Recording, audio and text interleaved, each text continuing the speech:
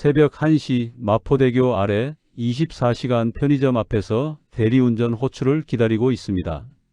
차 안은 차갑고 핸들은 차가운 플라스틱 감촉 그대로입니다. 스마트폰 화면에 뜨는 호출 알림을 기다리며 한강을 바라봅니다. 물은 검고 다리 위로 차들만 지나갑니다. 20년 전에는 이 시간이면 편집실에 있었습니다. 모니터 앞에서 컷을 자르고 내레이션을 다듬고 새벽 방송 송출 준비를 했습니다. 그때도 잠을 못 잤지만 지금과는 달랐습니다. 누군가 제 이름을 부르며 확인을 요청했고 저는 고개를 끄덕이거나 다시 한 번 더 보자고 말했습니다. 지금은 아무도 제 이름을 부르지 않습니다. 뒷좌석에 술 냄새를 풍기며 올라탄 손님이 목적지를 말하면 저는 네 고객님이라고 대답합니다. 그게 전부입니다. 차창 너머로 한강이 계속 흐릅니다. 이제 어디서부터 잘못됐는지 말해보려 합니다. 저는 20대 후반에 공영방송에 입사했습니다. 당시엔 100대 1이 넘는 경쟁률을 뚫고 들어간 자리였고 부모님은 얼마나 자랑스러워 하셨는지 모릅니다. 처음 배치받은 부서는 교양국이었습니다. 다큐멘터리, 역사 특집, 문화기행 프로그램을 만드는 곳이었죠. 저는 그 일이 좋았습니다. 의미 있는 이야기를 찾아내고 화면으로 구성하는 일, 시청자들에게 생각할 거리를 던지는 일이 제 일상이었습니다. 29년 동안 그렇게 살았습니다. 크고 작은 상도 몇 번 받았고 제가 연출한 프로그램이 언론상 후보에 오른 적도 있었습니다. 후배들은 저를 선배님이라 불렀고 회의 때 제 의견을 물어왔습니다. 저는 그 자리에서 제가 쌓아온 것들이 있다고 느꼈습니다. 아내는 대학에서 미술사를 강의했습니다. 시간 강사였지만 아내는 그 일을 사랑했고 저는 그런 아내가 자랑스러웠습니다. 딸은 결혼해서 분가했고 아들은 대학원에 다니고 있었습니다. 여의도 아파트에서 전세로 살았지만 빚은 없었습니다. 매달 월급이 들어왔고 저축도 조금씩 했습니다. 명절 때 고향 내려가고 여름 휴가 때 가족들과 제주도 가고 그렇게 평범하게 살았습니다. 특별히 잘 산 것도 못 산 것도 아니었습니다. 그저 성실하게 일하고 가족을 챙기며 하루하루를 보냈을 뿐입니다. 정년까지 3년이 남아 있었습니다. 그때까지만 해도 저는 그 3년을 채우고 퇴직할 거라고 믿었습니다. 그런데 조직 개편이 시작됐습니다. 구조조정이라는 말이 돌았고 명예퇴직 권유 대상자 명단에 제 이름이 올라왔습니다. 50대 중반 이상 승진 가능성 낮은 직원들이 주 대상이었습니다.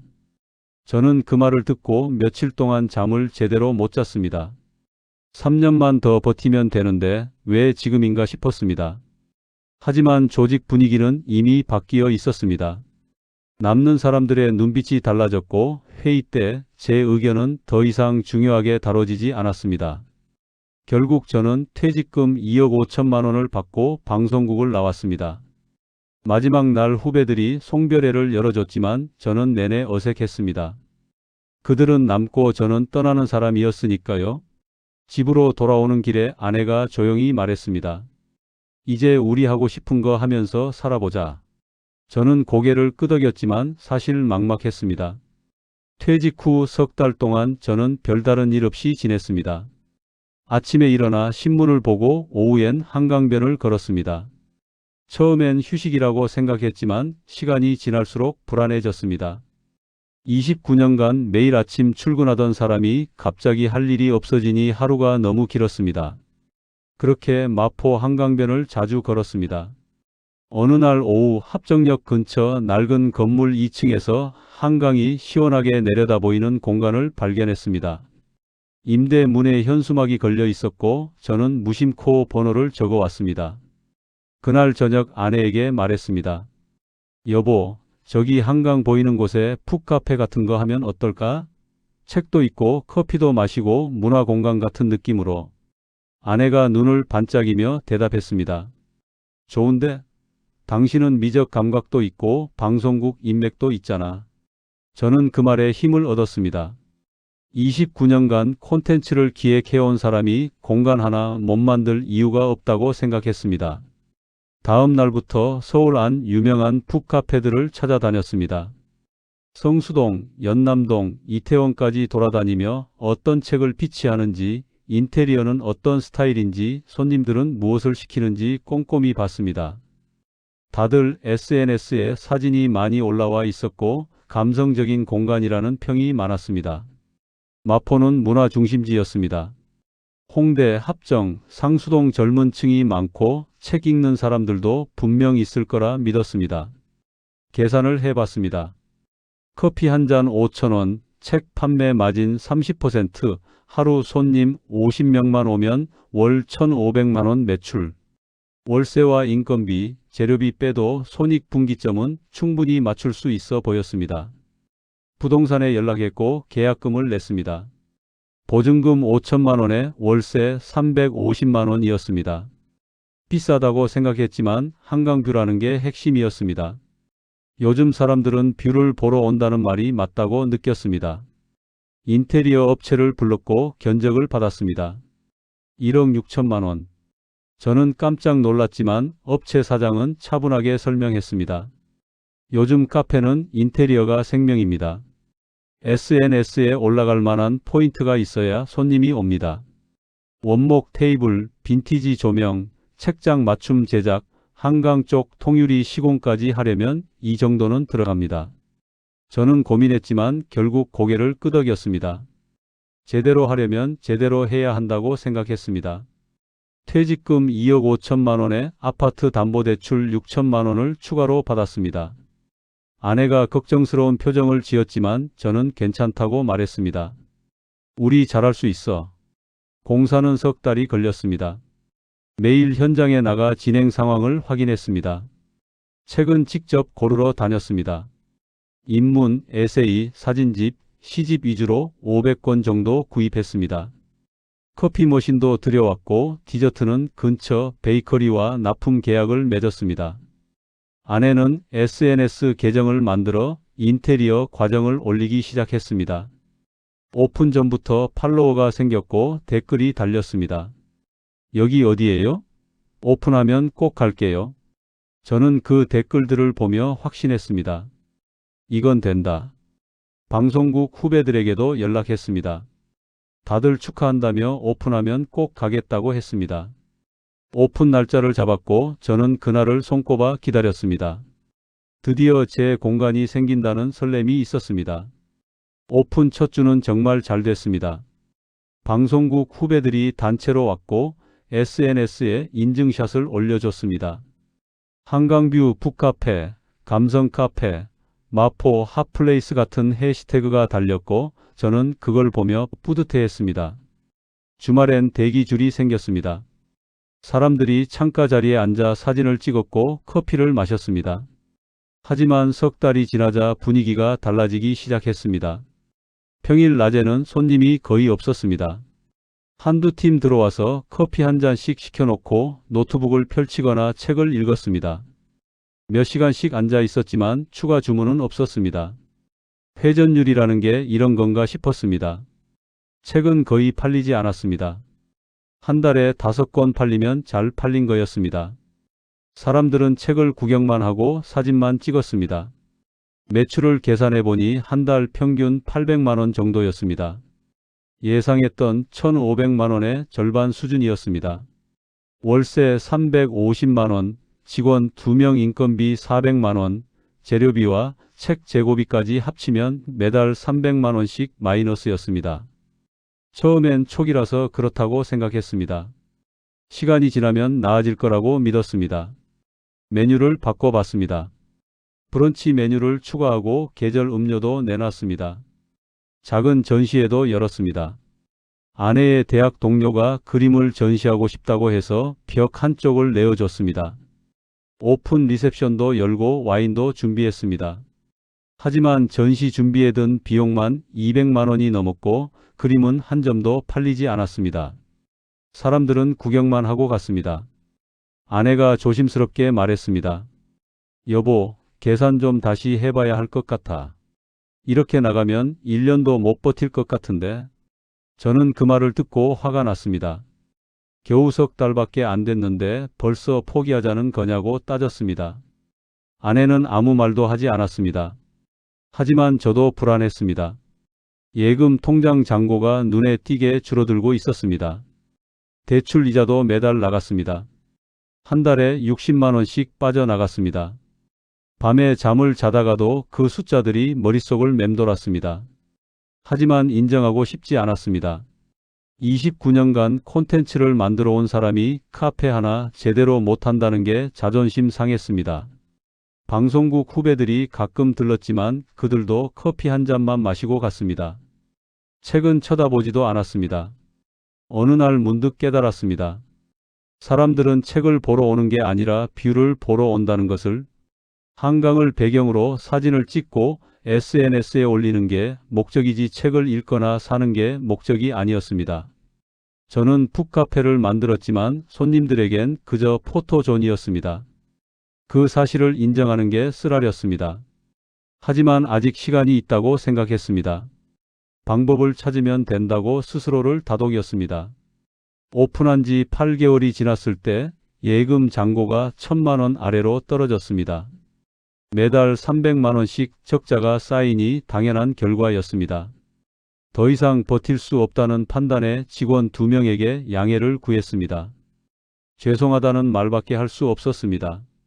그들은 이해한다고 했지만 제 얼굴을 똑바로 보지 못했습니다. 그날 이후로는 아내와 둘이서 모든 걸 했습니다. 아침 8시에 나가 청소하고 재료 정리하고 손님 맞을 준비를 했습니다. 밤 10시까지 운영하고 설거지 끝내면 11시가 넘었습니다. 집에 돌아오면 아내는 말없이 소파에 주저앉았습니다. 허리가 아프다고 했지만 병원 갈 여유가 없었습니다. 그 무렵 근처에 대형 프랜차이즈 카페 2곳이 오픈했습니다. 하나는 합정역 바로 앞이었고 또 하나는 저희 가게에서 500m 떨어진 곳이었습니다. 둘 다 한강이 보이는 자리였고 규모도 컸습니다. 가격은 저희보다 저렴했고 테이크아웃도 편했습니다. 손님 발길이 더 뜸해졌습니다.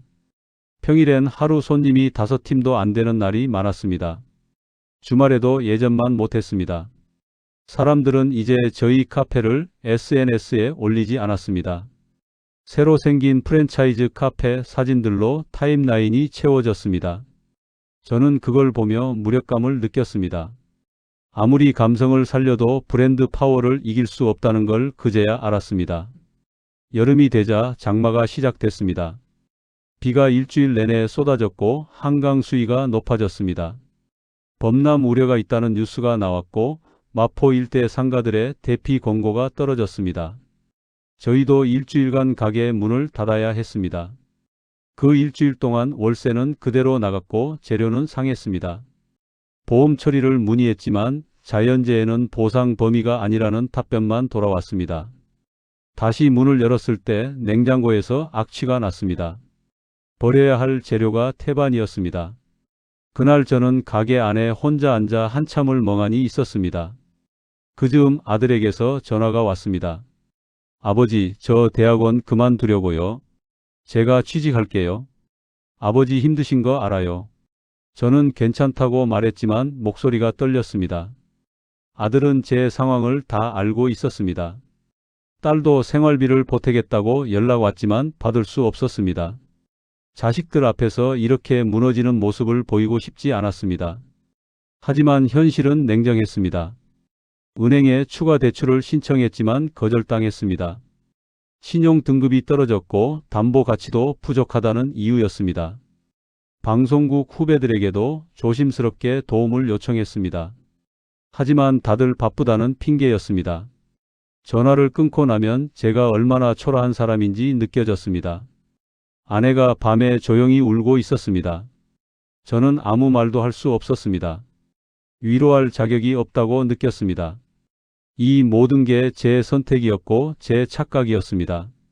사람들이 책을 읽으러 올 거라는 믿음, 문화 공간이면 성공할 거라는 환상, 제가 콘텐츠를 만들었으니 공간도 만들 수 있을 거라는 오만.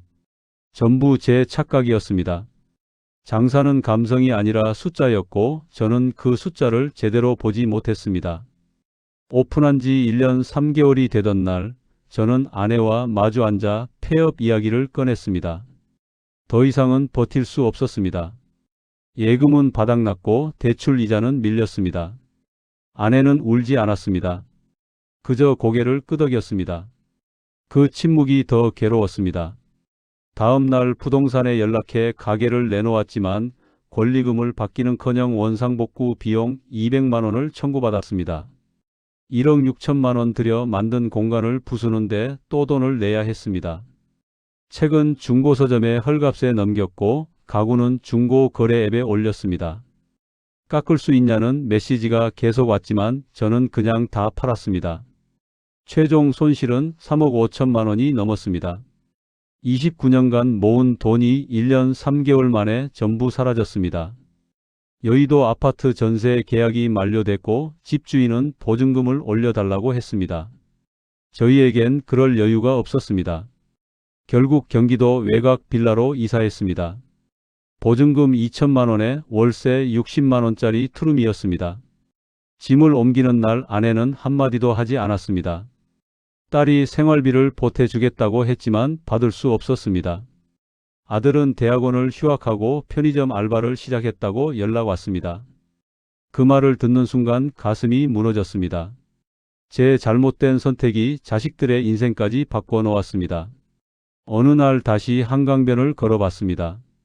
제가 운영했던 가게 자리엔 이미 프랜차이즈 디저트 카페가 들어와 있었습니다. 손님들로 가득했습니다. 저는 그 앞을 그냥 지나쳤습니다. 마치 제가 없었던 것처럼 세상은 돌아가고 있었습니다. 집으로 돌아오는 길에 편의점에서 컵라면을 사고 현금을 냈습니다. 카드는 쓰고 싶지 않았습니다. 그날 밤 아내에게 말했습니다. 내가 뭐라도 해야겠어. 이대로는 안 돼. 저는 그날부터 구직 사이트를 뒤지기 시작했습니다.